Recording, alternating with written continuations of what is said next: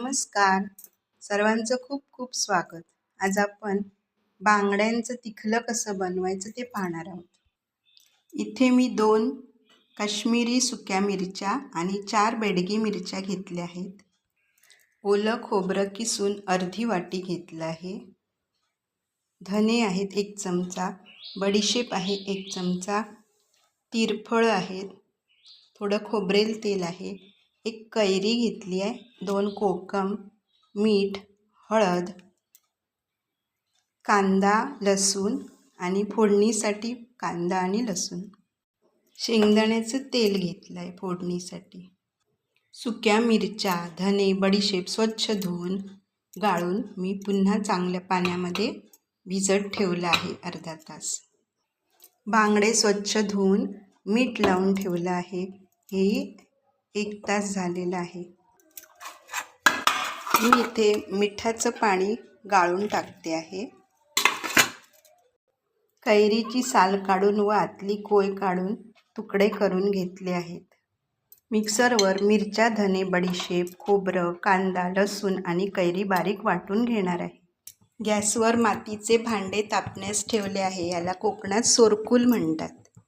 तर आता त्यामध्ये मी गोडं तेल फोडणीसाठी घालते.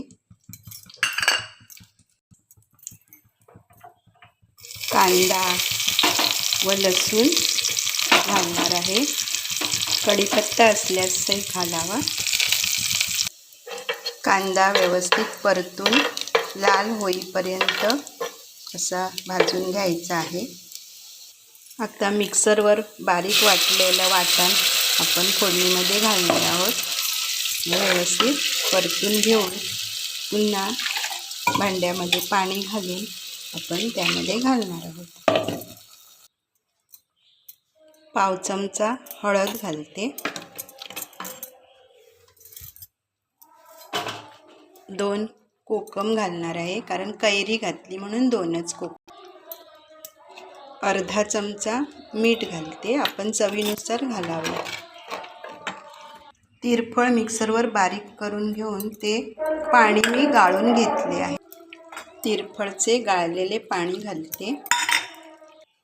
आता या आमटीमध्ये बांगडे घालणार आहे व चांगली 1 उकळी येऊ द्यायची. उकळी आल्यावर थोडेसे खोबरेल तेल घालते. आता हे बांगड्याचे तिखले खाण्यासाठी तयार आहे. तिखले थोडे दाटसरच असावे. बांगड्याचे तिखले